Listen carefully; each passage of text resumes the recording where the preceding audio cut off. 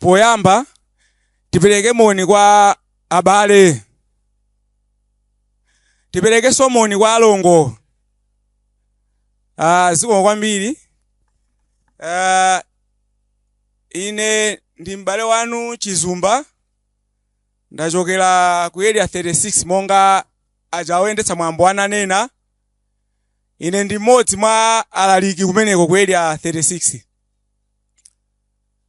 Tithokoze Mulungu mu tsiku ili la lero, maka chifukwa choti wakwaniritsa malingaliro amene ife tidali nawo kumbuyo kudangokoza kuti tidzakhala ndi msonkhano umenewu. Komano Mulungu ndi amene wakwaniritsa izi kuti lero ndithudi tilipo mpano tonsefe kuchitira umboni kuti maganizo athu amene dayelekezawo panopa ndithu akwaniritsidwa. Tikakhala m'madera osiyanasiyana amene tonsefe tachokera, pakati pathu timatha kukhala nawo mauthenga osiyanasiyanaso amene timalandira. Pali mauthenga ena amakhala abwino ndithu, mauthenga osangalatsa. Komano pali mauthenga ena tikawamva amakhala mauthenga osasangalatsa kapena kuti omvetsa chisoni. Mwachitsanzo chabe, pa mauthenga apa makamaka mauthenga omvetsa chisoni, makhala mwina mnali naye m'bale wanu tsiku lomwelo, mwangosiyana kanthawi kochepa mayamba ulendo kuti akupita kwina ukaona ena, mukangomva kuti m'bale uchatu wachita ngozi wafera pompo. Imakhala ifa yokhudza kwambiri ndiponso yomvetsa chisoni. Komabe timavomereza asanga chifukwa chakuti zinthu zimachitika ndithu motero. Koma pali uthenganso wina okhudza ifa omwewu, umene inu m'bale wanu munali naye mmacheza naye kanthawi kosakhalitsa, mmacheza naye dzulo lake, tsiku ngati la lero nkumva kuti azanu mmacheza nawo ajatu amwalira adzipha. Ifa iyi imakhalanso yomvetsa chisoni, koma pomvetsa chisonipo imatisira mafunso ambiri amene amakhala opanda mayankho. So ine ndikuthokoza kwambiri akuluakulu amene anakonza msonkhano wa chaka chino kuti anakumbukira kapena anaganizirapo zakuti tili ndi vuto lina dziko muno limene ndi kudzipha pakati pa abale athu, limene likuchitika kwambiri. Ndipo kuti mpofunika kuti msonkhano umenewu tiphunzirekonso pa mutu umenewu wokhudza kudzipha. Choncho masiku ano malingana ndi mmene dziko lilili kuti matha umaona zinthu zambiri zochitika m'madera osiyanasiyana, timaona kuti kupeza information kumakhala kosavuta, kupeza mauthenga kumakhala kosavuta. Anzathu akafukufuku amene amachita zolembera kuwerengera zinthu mmene zikuchitikira, zikuonetsa kuti pa dziko lapansi anthu okwana 800,000 akumamwalira chaka chilichonse kudzera mu njira imeneyi yodzipha. Anthu okwana 800,000 akumamwalira pa dziko lapansi kudzera mu njira imeneyi yokhudza kudzipha. Zomwe zikuonetsa kuti pa 40 seconds ina iliyonse munthu mmodzi akumamwalira pa dziko lapansi kuchokera mu njira imeneyi, mu mchitidwe umenewu wakudzipha. Ndiye kuti ngati munthu mmodzi pa 40 seconds iliyonse akumwalira, pa 12 months anthu 800,000 akumwalira. Ndiye kuti mvuto lalikulu. So ndi nkhani yovuta kwambiri imene tili nayo pakati pathu, nkhani yokhudza kudzipha. Ndiye tiphunzira pa mutu umenewu mama akaponapo fundo zingapo. Tionapo tanthauzo la mawu amene akuti kodi kudzipha ndi kutani, komanso zitsanzo kuchokera m'buku lopatulika zimene anthu ena anadzipha. Komanso tionapo kuti kodi chifukwa chani anthu amaganiza zodzipha. Komanso tionapo kuti kodi chifukwa chani kudziphako ndi koyipa. Komanso tionapo zomwe tiyenera ife kumakumbukira pamene takumana ndi mavuto. Chinthu chinanso chimene tionaponso kuti kodi ifeyo abale kumpingo komanso ngati anthu tingathandize bwanji anthu amene akufuna kudzipha, akuoneka kuti makhalidwe awo asintha, akufuna kudzipha. Kodi amenewa tingathandize bwanji? Komanso anthu ena amene mwina adatenga chiko kumene amafuna akadziphe koma adapulumuka, kodi tili nawo eti? Inu mudavako ndikuganiza kuti inu kumadera kumene timakhala kucha tidavako kuti akuti ati amafuna adzikweze koma sadatero ayi. Mwana wachilolanda mankhwala kuti isadzimwetse.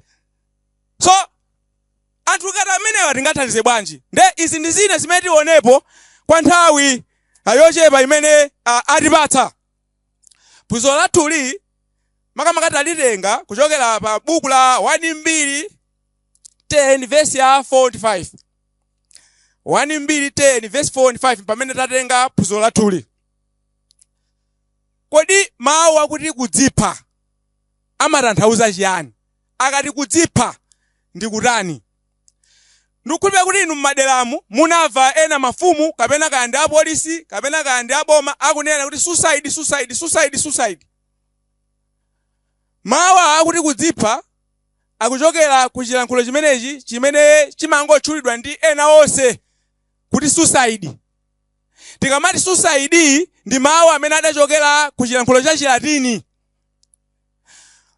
Ku chilankhulo cha Chilatini koma amenewa akuti suicide. Tikabwera ku Chizungu ndiye kuti akutanthauza kuti self kill. Self kill ndiye kuti ndikudzipha wekha ku Chizungu. Ku Chilatini ndi suicide. Ndiye kuti tikabwera ku Chichewa chathuchi ndiye kuti yani kodi kudzipha utanthauza kuti kuchotsa moyo wako mwakufuna kwako. Kuchotsa moyo mwakufuna kwako. Imeneli ndilo tanthauzo la mawu awa akuti kudzipha. Kuchotsa moyo wako mwakufuna wekha. Self kill pa Chizungu. Suicide pa Chilatini.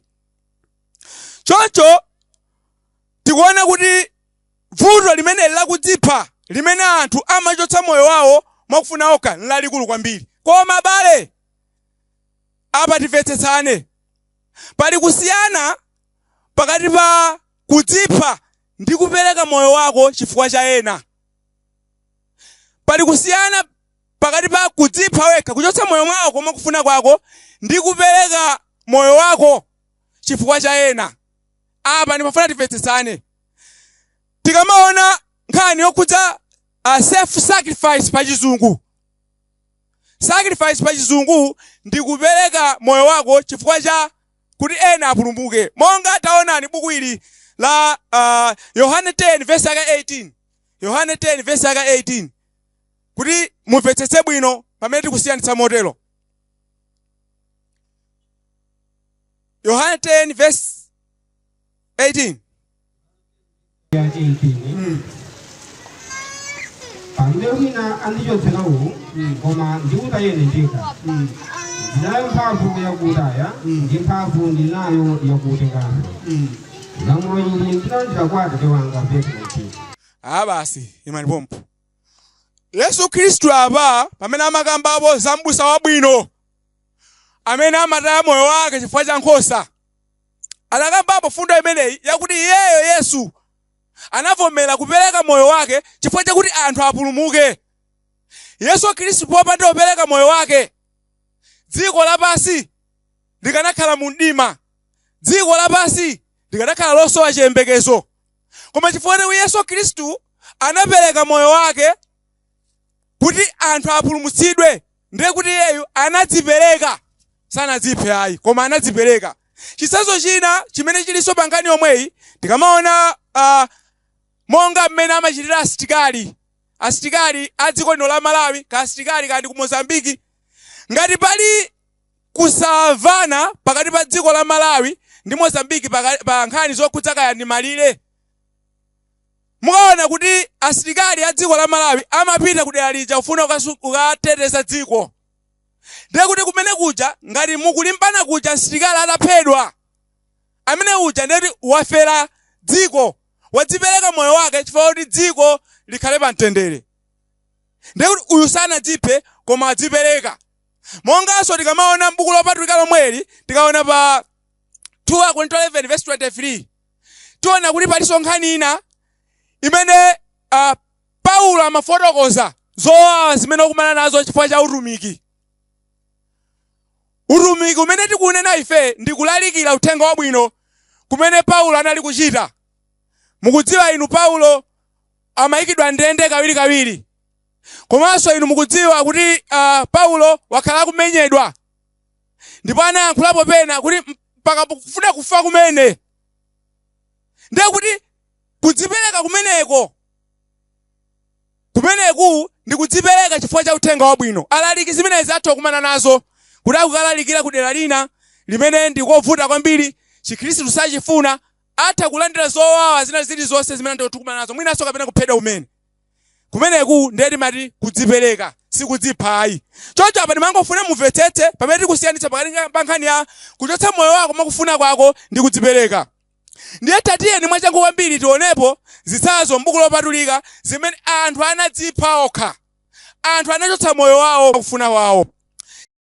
Chitsanzo choyamba chimene tichione m'buku lopatulika poona zitsanzo tikuchipeza pa 2 Samuel 17 verse yake ya 23. Tawerengani mbale wathu. 2 Samuel 17 verse yake 23.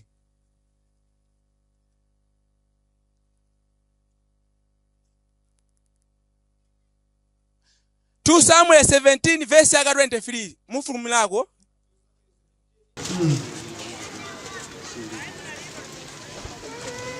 Verse ya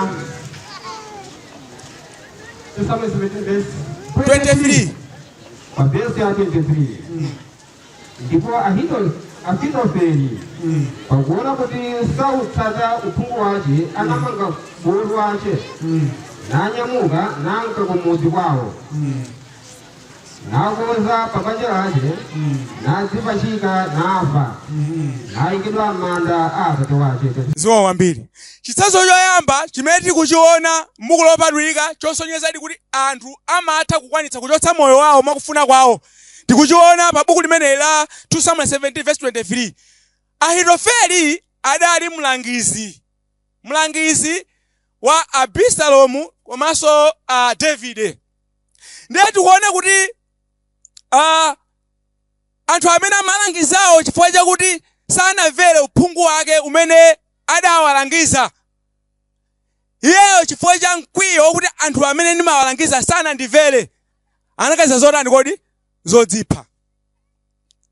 Anaganiza zodzikweza Ahithofeli. Koma chifukwa chake ndi chani? Chifukwa chakuti uphungu akamapereka kumene amaperekako, amene amapatsa uphunguwo sadamvere. Kodi tu ena apa ndinu azilangizi kumene amafumu eti? Ena ndinu azilangizi amafumu, ena uku alongo ndinu azilangizi amafumukazi. So uyuso Ahithofeli anali mlangizi wa Abisalomu komanso David. Ndiye chifukwa chakuti anthu amene sanamvere uphungu wake anaganiza zotani kodi? Zodzipha. Kudzipha tikuonanso m'buku lopatulika poona chitsanzo chimenechi. Chitsanzo chachiwiri tichipezanso pa buku la 1:10 verse yake 45. Apa sitiwerenga. Apa pali nkhani ya uyu tikuti onyamula lupanga la mfumu Sauli. Uyu amene onyamula lupanga la mfumu Sauli, nkhondo itavuta ndi Afilisti, zimene zinachitika nzakuti iyeyu anadzipha chifukwa choti Saulinso anadzipha. Nkhani imene ili apa ikuonetsa kuti Sauli ataona kuti nkhondo yavuta, adampempha onyamula lupangayo kuti utenge lupangalo unditani kodi undibaye nalo. Koma uyu wonyamula lupangayu anakana, sanafune kuchita zimene Sauli ananena. Choncho chifukwa cha kukwiya, kukhumudwa, komanso kuona kuti uyu amene amanyamulira zida zakeyu wafa podzigwetsa pa lupanga, Sauli wafa podzigwetsa pa lupanga, zimene anaona Yesu nchokuti atani kodi? Adziphe. Na Yesu anadzigwetsa pa lupanga ndi kufa. Ichinso ndi chitsanzo china chimene Sauli atadzipha wonyamula lupanga lake Satanani kodi anadzipha. Izi ndi chitsanzo chimene tikuchipezanso kuchokera m'buku lopatulika, anthu amene anachotsa moyo wawo chifukwa chakufuna kwawo mwakufuna okha. Komanso chitsanzo china chachitatu chimene tichione tikuchipezanso pa 1 Mafumu 16 verse 15 mpaka 19. Tikamaona buku limeneli tikuonapo munthu wina uyu amene tikuti Zimri. Zimri anali mfumu yachinamba 5 ya ana a Israeli. Ufumu wake unali wakuti iyeyu anakhala mfumu chifukwa anapha mfumu imene inalipoyo. Ndipo peza wapha mfumu imene inalipoyo, anthu ena adziwa kuti Zimri pano pandi mfumu chifukwa chakuti wapha mfumu imene inalipo. Amene uyu ndiye kuti tiye tithane naye.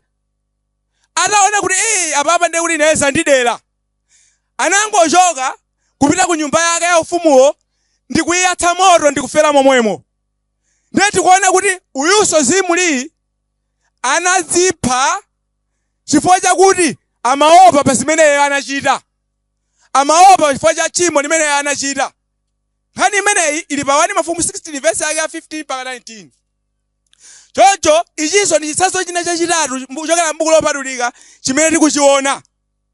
Komanso chitsanzo china cha namba 4 ichi ali ambiri ife timazidziwa ndithu. Chitsanzo cha mmodzi mwa atumwi Yudasi. Pa Mateyu 27 verse yake 3 mpaka 5 tawerengani bale wathu. Mateyu 27 verse yake 3 mpaka 5 tawerenga muthu ayambira pa 1 ipo. Mateyu 27 verse 1 mpaka 5 tawerengani kwa mama changu. Verse yake ya 1 inde. Ndipo pakudza mamawa ansembe akulu ndi akulu anthu onse anakhala uko wakuchitira Yesu kuti amuphe Festo. Ndipo anammanga iye namuka naye nampereka iye kwa Pilato katembeyo. Pamenepo Yudasi yemwe anampereka iye poona kuti iye anasutsidwa kuti afe. Analapa nakweza ndalama zija za siliva 30 kwa ansembe akulu ndi akulu. Nanena, ndinachita kuipa ine pakupereka mwazi wosalakwa. Koma iwo anati, tinacho chiyani ife kudzionere wekha. Ndipo iye anataya pansi ndalamazo pakachisi nachokapo nadzipachika yekha pakosi. Verse 6. Basi manipompo. Uyu Yudasi timamudziwa ndithu kuti anali mmodzi mwa atumwi amene anayenda ndi Yesu. Iye Yudasi anagulitsa Yesu, ataona kuti Yesu jadi amene ndagulitsa uja zoona ukaphedwadi. Anaganiza zokuti iyeyu akabweze ndalama zija kwa asembe. Komano zitatero adapeza kuti asembe aja ankanira kulandira ndalama zimene amafuna ukabwezazo kuti ife zimenezo sitifuna. Maganizo athu zimene tifuna apa kuti tichita basi. Ndiye chifukwa chakuti iye anaona kuti zakaniko ukabweza ndalama kuja chimene adaona kukaponya ndalama mkachisi ndikutani kodi? Ndikuchoka kukadzikweza. Yudasi anadzikweza chifukwa chakuti anagulitsa Yesu Khristu. Uyu anali mmodzi mwa atumwi a Yesu Khristu. Nkhani imeneyi pa Mateyu 27 verse ya 1 mpaka 5 kumapita kutsogoloko. So tikuona kuti zitsanzo zimene taziona zinayi izi kuchokera m'buku lopatulika pa nkhani yokhudza kuchotsa moyo mwakufuna okha anthu zilipo m'buku lopatulika, ndipo ndi vuto lalikulu limene dayamba kalekale, ndipo pano panso masiku athu ano lilipo. Koma nkhani ndi yakuti kodi masiku athu ano chifukwa chiyani anthu akumadzipha? Okondedwa, masiku athu ano anthu akumadzipha kwambiri, koma chifukwa chake chiyani? Tilinazo zifukwa zambiri zimene titha kuonapo, koma popeza nthawi imakhala ndi limiti yake imene tapatsidwa, tionapo zochepa kwambiri. Ndikudziwa kuti munazo zinaso, koma tionapo zochepa kwambiri. Nkuona kwa ine ndikuona kuti banja likasokonekera kapena kuti chibwezi chikatha, munthu amatha kudzipha. anthu akumadzipha ngati achinyamata chifukwa choti mwina chibwenzi chatha. Amadalira nyamata yomweyo kuti namene ankwatire mtsikanayo wakhala pamenepopo zaka zitatu auyembekeza nyamata yomweyo. Chibwenzicho chidayambira ku sukulu kalekale. Tsono basi nyamata chakudza kuti ndakusiya ine kapena kungomva kuti ati nyamata chokwatira uku. Mtsikana amapenga. Mtsikana amapenga. Paka amaganiza zoti atani kodi aziphe. Chimodzimodzinso nyamata amapenga. Amaganiza zoti aziphe. Komanso ngakhale anthu amene ali mbanja abambo kungomva kuti monga muli ku msonkhano muno kungomva kuti akazi anu mnasiya ku nyumba aja ati wina otengatu. Bwana kuti akazi anu mnasiya ku nyumba aja kuti wina otengatu. Mona zinthu zake zimakhala ngati zovuta kwambiri. So iyi ndi fundo imodzi, ndi chinthu chimodzi, chifukwa chimodzi chimene chimapangitsa kuti anthu azidzipha. Komanso chifukwa china ngongole zimene anthu timatenga. Ngongole zimene anthu amatenga, kutenga ngongole mopanda mulingo. Kungotenga chifukwa kuti nanga nditani. Okondedwa, nkofunika kumadziwa kuti ngongole tikayitenga ndi yabwino ndithu, koma ngati sitinayitenge moganizira bwino itha tikukokera ife kuti tidziphe. Anthu amadzipha pofuna kuthawa ngongole. Komanso chifukwa china chimene tingachione ndi chakuti nthawi zina anthu amadzipha akapalamula milandu. Milandu yakuti mwina munthu mzibambo wagwirira mwana mtsikana wa zaka 12. Mzibambo wagwirira mtsikana wa zaka 12. Ndiye kuti uyu amadziwiratu kuti ineyo ndikangopita ku khoti kuja akandimanga 44 years. Ndiye kuti 44 years imene ine kakhale kumene koko ukakhala kundende kuja 44 years panopa ndi zaka 50.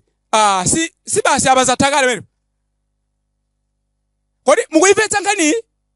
Anthu chifukwa choti wapalamula milandu akudziwiratu kuti milandu imene ndapalamulayi ndikakhala kundende nthawi yayitali munthu amatha kuganiza zofuna kuchotsa moyo wake kuti kuli bwino ndingofa. Choncho ichi ndi chifukwa china chimene chimapangitsa kuti anthu masiku athu ano anthu azilani kodi azidzipha. Komanso anthu amadzipha nthawi zina chifukwa chakuti amwa mankhwala ozunguza bongo. Munamvako inu kuti ena anamwa mankhwala ozunguza bongo afaiti. Munthu kumwa mankhwala kokeni uja akamwa kokeni uja mutu makhala wasokonekera. Chimene akuchita sakuchidziwa. Chifukwa cha ichi munthu amatha kutenga zingwe kudzita kapena kutenga nyumba yake yomwe nkuotcha nkufera so muti momwemo. Izi ndi zochepa chabe zimene mafuna tioneko pankhani kuti kodi chifukwa chani anthu akumadzipha masiku ano zifukwa zake ndi ziti. Ndiye zifukwa zimene ndanenazi ndi zochepa chabe koma pali zambiri zimene pano kuti tizitchula ndiye kuti paka dzuwa lilowa pali zambiri zedi. Koma pa zifukwa zimene ndanena inezi zokhudza ngongole, zokhudza banja, zokhudza zibwenzi ndi zina zimene apa sinazitchule zikupangitsa kuti anthu azisifa. Monga tunena pano mdziko mwathu muno tisakambe yakunja so ija. Tikati 800,000 timanena dziko lonse pachaka anthu amafa choncho. Koma mdziko mwathu muno kungoyambira January wapitayu January wa 2025 January kufika pa 30 June apa patapa 30 June anthu okwana 333 amwalira mdziko lino la Malawi kudutsira munjira imeneyi yodzichotsera okha moyo. Anthu okwana 333 amwalira mdziko lino la Malawi kudzolera mu njira imeneyi nchiridwe ochotsa moyo okha. Ndiye kuti tikaona chiwerengero chimenechi zikuonetsa kuti anthu 266 ndi abambo koma azimayi alipo 67. Tukamba za January wathayu kufika pa 30 June. Kafukufuku uyu ndi amene aliko panopa olomukapita ku polisi kafukufuku uyu mukampeza. Ndiye kuti muona kuti vuto la kudziphali ndi lalikulu kwambiri lioneka ngati kuti mwina litokhala lakutali kokha lakwinja kokha koma mwathu muno lilimo kumachokera kuliliko. Ndiye ndi vuto lalikulu. anthu okwana 333 adzipha, azibambo 66, azimayi ndatsikana omwe 67, azibambo 266, koma azimayi ndatsikana omwe 67. So muona kuti anthu 333 okha ndi chiwerengero chachikulu kwambiri. Chocho pakati pathu ndi vuto lalikulu limeneli lokhudza kudzipha. Koma ngakhale anthu akumafa chifukwa athawa ngongole, inda akumafa chifukwa yonena kuti iwowo banja anthu alanda wakazi, inda akumafa chifukwa yonena kuti kaya akuti apalamula milandu anagwirira mwana, kaya amayi anagwirira kanyamata. Zimachitika mbali zonse. Sabambo okha amagwirira tsikana, kwa amayi so amagwirira so kanyamata. Nde kaya athawa chifukwa cha nkhani. Koma kuti chifukwa chani kudzipha ndi woyipa? Abale, chifukwa chani mchitidwe umenewu ndi woyipa? Mchitidwe umenewu ndi woyipa chifukwa chake nchiyani? Ndiye tionapo zifukwa zimene mchitidwe wakudzipha ndi woyipa. Chifukwa choyamba nachi, tikamawerenga m'buku lopatulika maka pa Exodo 20 verse yaka 13 pali mawu afupi kwambiri. Mawu ake akuti usaphe. Basi ngati pali verse ina imene yayifupi kwambiri m'buku lopatulika nditi ndi imeneyi. Exodo 20 verse yaka 13 kuti satani kodi usaphe. Ndiye kuti munthu amene amadzipha watani uyu? Abale, osamva chisoni kwambiri. Pa Exodo 20 verse 13 akuti usatani kodi usaphe. Munthu amene amadzipha watani? Wapha. Alongo, tayang'anani kuno. Munthu amene akudzipha, ameneyu amakhala wapalamula mulandu wakupha. N'chifukwa chake tikudana kuti kudzipha ndi woyipa. Ifeyo ngati akhristu, ngati abale, ngati alongo, tisamaganizireko olo zitathina bwanji kuganizira za chidwe wodzipha, kuti tichotse moyo wathu chifukwa cha mavuto ako. Ndiye taphwanya lamulo la Mulungu limene Mulungu adanena kuti usalani kodi usaphe. Ndiye kudzipha ndi Exodo 20 verse 13 kunena choncho, komanso Aroma 13 verse 9 kuyamba so chimodzimodzi. Komanso kudzipha kumene kuti ndi woyipa chifukwa chakuti munthu uyu akakuti sakulemekeza moyo kumene Mulungu adampatsa. Pata musaiwale. Kumene ndabuku lopatulika maka Genesis 1 verse 27. Idali fulani ya Mulungu kuti tipange munthu chifaniziro chathu. Fulani ya Mulungu ndi imene tipange munthu chifaniziro chathu. Ndiye kuti munthu amene iyeyo atenga chingwe ndi kudzipha amakhala kunyoza Mulungu amene anapereka moyo kwa munthuyo. Kumene kuti kunyoza Mulungu amene anapereka moyo kwa ndani kodi kwa iyeyo wodziphayo. Ndiye kuti kudzipha ndi koyipa chifukwa munthuyo amakhala kunyoza Mulungu. Chinthu chinanso chachitatu chimene tingathe kuchiona pa nkhani imeneyi, tikuona kuti pamene tikuti Genesis 1 verse 26-27 munthu akunyoza Mulungu, komanso Genesis 9 verse 5-6 Mulungu ataona kuti ndani uju Kaini Abele aphala. Verse 5 anayikapo kuti munthu asaphe munthu wina aliyense. Pali lamulo Genesis 5 Genesis 9 verse 5-6 pali lamulo ndi tunakazika kuti munthu sayenera kupha munthu zake. Choncho kudzipha ndi woyipa, ndi kuphwanya lamulo la Mulungu, komanso ndi kunyoza Mulungu. Chinthu chinanso chimene chikuonetsa kuti kudziphaku ndi chinthu woyipa ndipo ngosafunika pakati pathu. Tikamona m'buku lopatulika pa 1 verse 13 tikuona kuti ifeyo ngati akhristu, ifeyo ngati anthu olengedwa ndi Mulungu, timayenera kumaganizira kuti Mulungu ndi amene ifeyo tikakhala mavuto tikhale chiyembekezo chathu. Anthu amene amadzipha amakhala alibe chiyembekezo pa Mulungu. Munthu amene alibe chiyembekezo pa Mulungu sangathe kulandira moyo wosatha. Anthu okhawo amene ali chiyembekezo kwa Mulungu na amene akalandire moyo wosatha. Chifukwa chake asunga mawu ake, akasunga mawu ake akalandira moyo wosatha. Ndiye Tesalonika 4 verse 13 ikunena kuti ifeyo abale, Paulo amanena kuti sitifuna inu abale kuti mukhale osadziwa.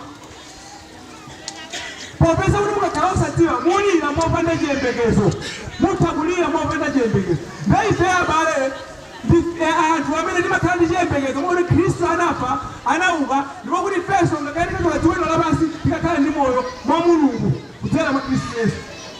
Ndiye munthu amene amadzipha amakhala ndi chiyembekezo pandani kodi pa Mulungu. Choncho kudzipha ndi woyipa. Komanso chinthu china chimene chikuonetsa kuti kudzipha ndi woyipa kumanetsa kuti munthu ali nkhati wodzikonda kudzikonda kopyala mulingo amati ineyo ndadzipha thupi langa moyo wanga ineyo zipita palibe amene akusamala za ine zipita. Maganizidwe onena kuti palibe amene akusamala za ife ineyo nditha kumapita olotamapita palibe vuto kaya amuna akhale kaya niwana akhale kaya nabale akhale kumaganizidwe woyipa kwambiri.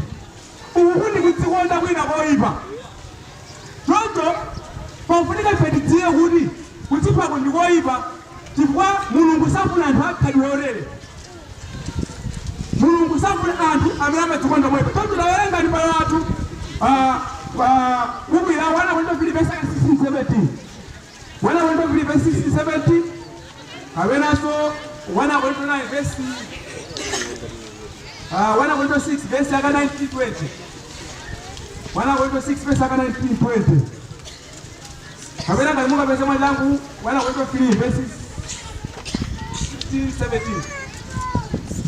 mwanangu wambili mbali wake verse ya 15 1 chapter 3 alipita kuti ngati ntchito ya wina itenthedwa zidzawonongeka zace koma iye yekha adzapulumutsidwa. 1 Filipi verse 16 pa verse ya 16 kuti simudziwa kuti muli kachisi wa Mulungu ndi kuti Mzimu wa Mulungu agonera mwa inu.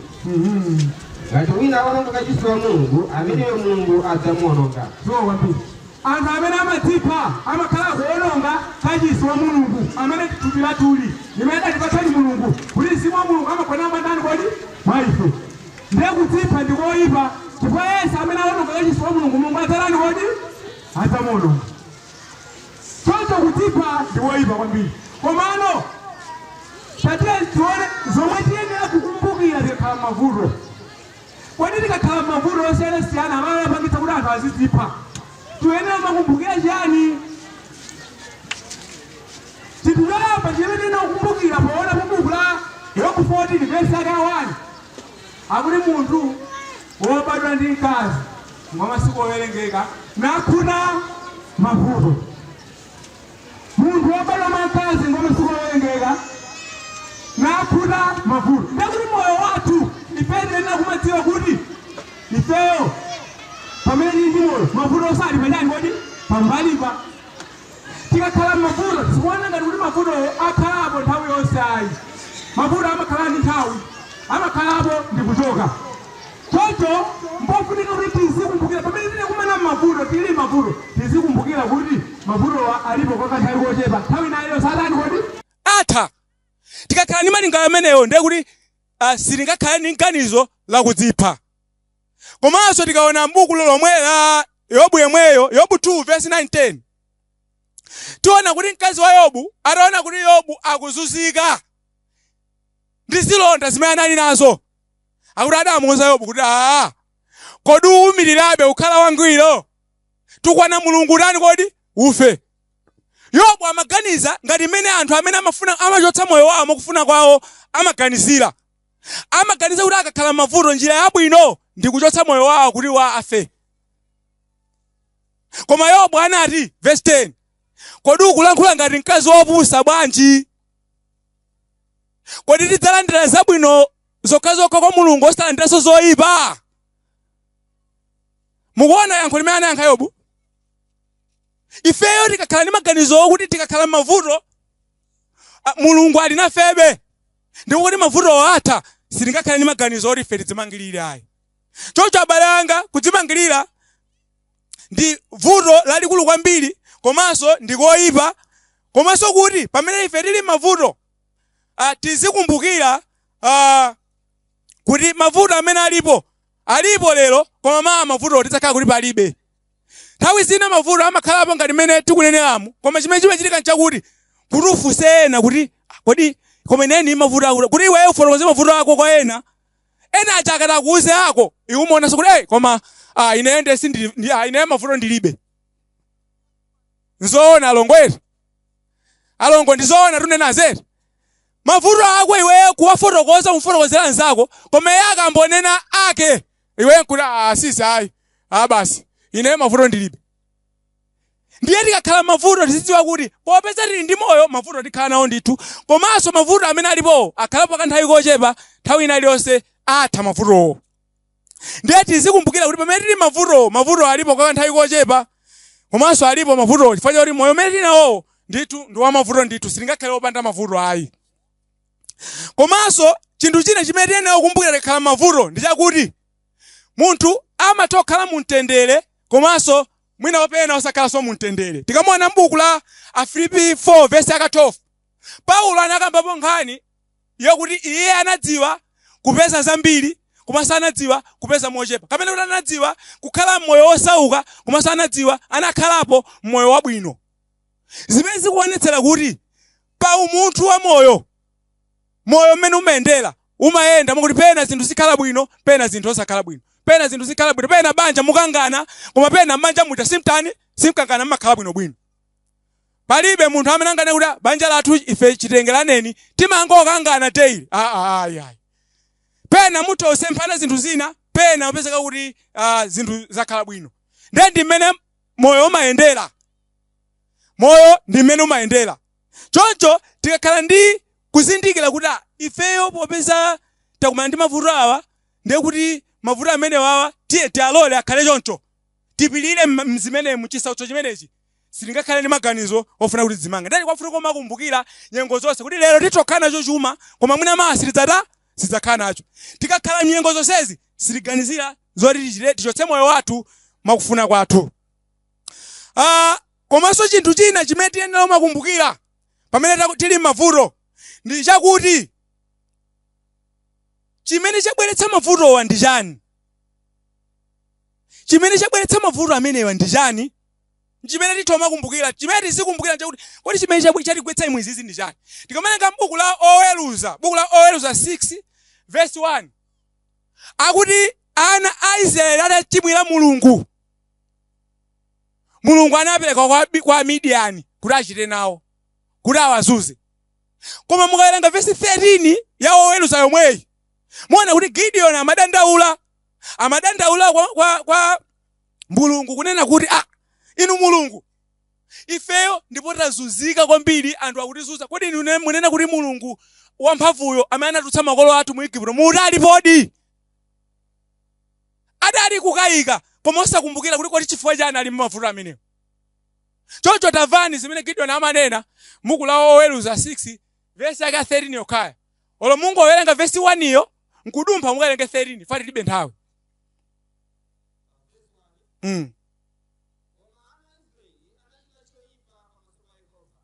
Verse 13.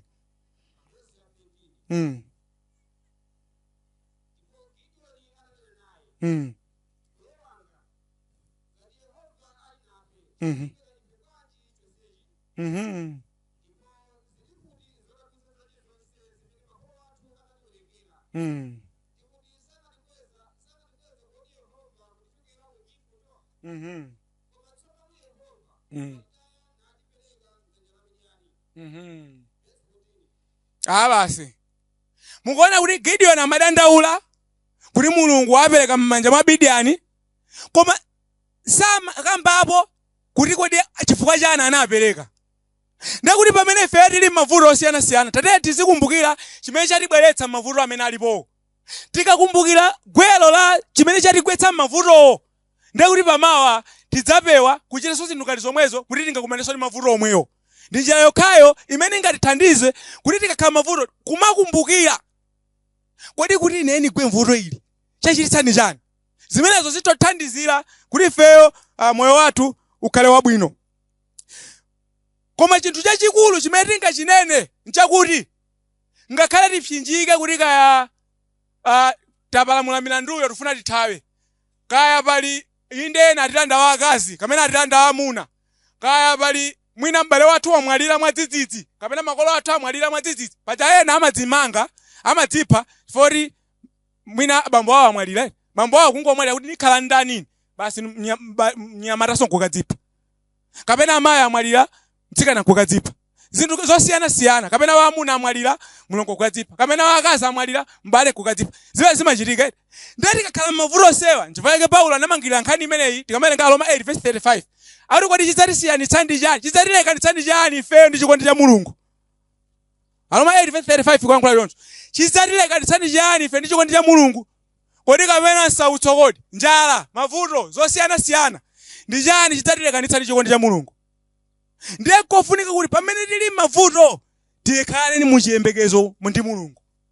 Tikatero tidziwa kuti palibe chingatisiyanitse ndi chikondi cha Mulungu. Mwachangu kwambiri tioneponso kuti nanga kwa anthu amene iwo amafuna kudzipha akuoneka kuti nkhope yawo yasintha. Kodi anthu amene nkhope yawo yasintha ndipo kapena iwo ankafuna kudzipha adapulumuka kuchingwe mwina mwana adachitolanda poison. Kodi anthu amenewa tingathandize bwanji ifeyo ngati abale komanso ifeyo ngati mpingo. Okondedwa kuwathandiza anthu awa poyamba ndikuzindikira kuti kodi akuoneka bwanji.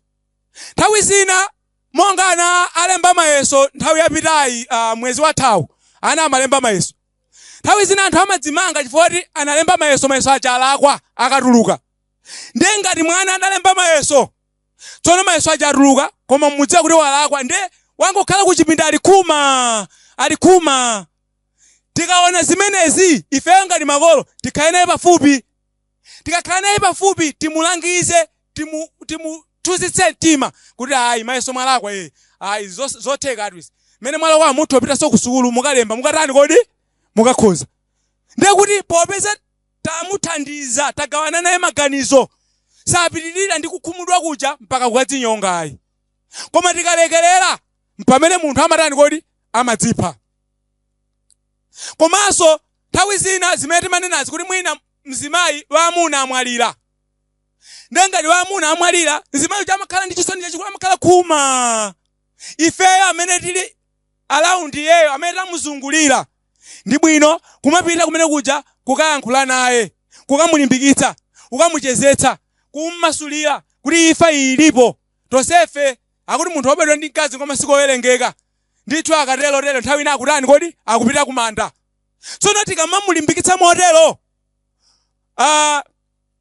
tikamulimbikitsa motero mlongo wathuyo ndiye kuti maganizo ngati amaganizira zoti ine ndilibe okhala naye ine ndilibe chani sakhala nazo munthu adzirani kodi abwerera ndi kukhalabe olimbika pa njira ya Ambuye ndiye kuti sadzipha ayi. Tsono nkutheka kuti alipo abale ena kapena alongo ena amene nkutheka kuti inuyo mudaganizapo zoti mudziphe. Munkaganiza zoti mudziphe kapena ena inu adachita kulandani zingwe kuti aya musatelo amama musatelo ayi mungatisiye tokha amayi musatelo. Mwana adachita kulanda zingwe kapena abambo mwina mwana adachita kulanda zingwe mmafuna inu dzinjata. Khalidwe limeneli musadzachiteso musadzaganizireko khala ndi chiyembekezo pa Mulungu chifukwa ndi Mulungu yekhayo amene amapereka mtendere mwa munthu. Dziko lapansi lilimo koma muli mavuto ochuluka koma kwa Mulungu amene amapereka mtendere kulibe mavuto ochuluka. Choncho tisadzaganizire kuganiza zimenezo. Ngati timaganiza zakutero sidaganize bwino eti. Chofunika ndi kulapa. Komanso inu alongo ngakhale patabwera zokhumudwitsa zotani njira yabwino yokozera mavuto sikudziphayi.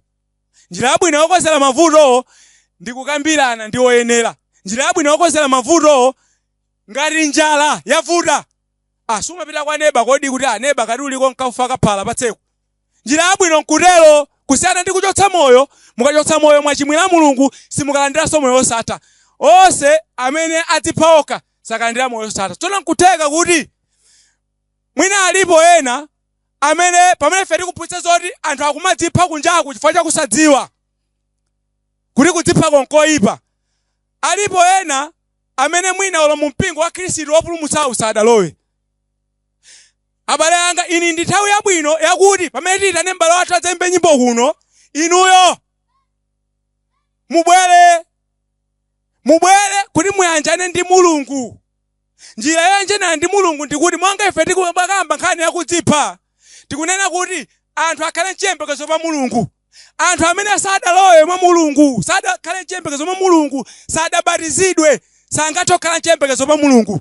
Chifukwa ndondomeko imene mulungu adayika ndiye kuti munthu akamva mawu monga ife tikulalikira kuti Kudzipha ndikoyipa, sizikukwanirayi. Popeza kuti ndikoyipa inu koma mukakaliza kuti mudziphe, komanso muli kunja kwa mpingo. Nchofunika kuti inuyo mukhulupirire Yesu Khristu kuti ndiye mwana wa mulungu. Pamene mwakhulupirira kuti Yesu Khristu ndiye mwana wa mulungu, chofunikanso kuti mulapa machimo anu. Mukalapa machimo anu, muvomereze Yesu Khristu kuti ndiye mpulumutsi wolonjezedwa uja. Pamene inu muvomereza Yesu kuti ndiye mpulumutsi wolonjezedwa uja, ndiye kuti ife tikubatizani lero lomwe.